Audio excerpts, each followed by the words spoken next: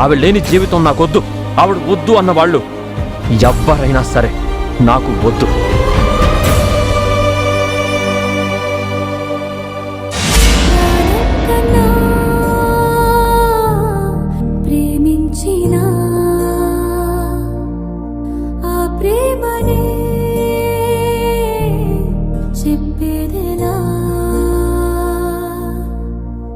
దూరాన్ని చెరపలేక కంచెల్ని తెంచలేక మౌనంగా మిగిలిపోయా కన్నీరుగా.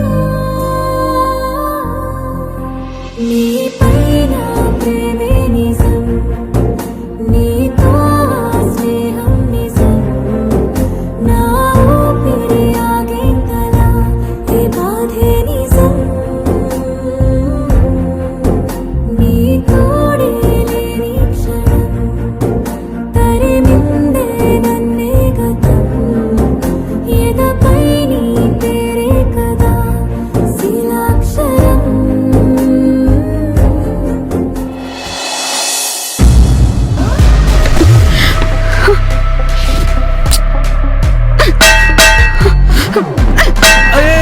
అమ్మా జాను, ఎందుకు వాటిని అలా తంతున్నావు? కోపం. ఏం చేసే పాపం అవి? అవి కాదు, మా నాన్నే చేశాడు. మొత్తం మా నాన్నే చేశాడు. ఆయన్ని తన్నలేక వీటిని తన్ని నా కోపాన్ని తగ్గించుకుంటున్నాను. ఓ, నీకే కాదమ్మా, నాకు కూడా. మీ నాన్నని తనడం కాదు, పేకాట ఆడదాం రా అని పైకి తీసుకెళ్లి పైనుంచి మెడబట్టుకుని కిందకి తోసేయాలనుంది. లలిత అత్తయ్య ప్రపోజల్ పెట్టింది. ఇంట్లో అందరు కూడా ఒప్పుకున్నారు. ఇక హ్యాపీగా అన్నయ్య వదినలకు పెళ్లి జరిగిపోతుంది అనుకున్నా. కానీ అసలు తప్పంతా మీ అత్తయ్యదేనమ్మా. ఆవిడ ఫిక్స్ చేస్తే కాదనే వాళ్ళు ఎవరంట?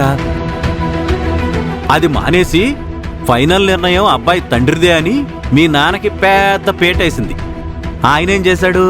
వచ్చి ఆ పీట మీద కూర్చుని చెట్టు కింద కూర్చుని పేకాట ఆడే బుద్ధి చూపించాడు.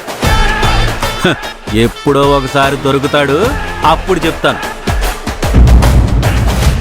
అమ్మ మాత్రం ఇలా జరిగినందుకు చాలా బాధపడుతుందంజీ. ఎవరు ఆనందంగా ఉన్నారు కనుక? మనకే ఇంత బాధగా ఉంటే ప్రేమించుకున్నవాళ్ళు, ఒకరినొకరు కావాలనుకున్నవాళ్ళు, ఆ వేదాబాలు ఇంకెంత బాధపడుతున్నారో. అలా అయితే ఇలా అందరం బాధపడుతూ ఉండడమేనా? వాళ్ళ పెళ్లి జరగదా అంజీ? జరగదా అంటే జరుగుతుంది. దానికోసం మనం ఎన్ని జిమ్మిక్కులు చేయాలన్నా చెయ్యాలి. ముందు బాలు వేద మూడేంటో చూసి దాన్ని బట్టి మనం ఏ స్టెప్ తీసుకోవాలో తీసుకుందాం. నువ్వేం బాధపడకు.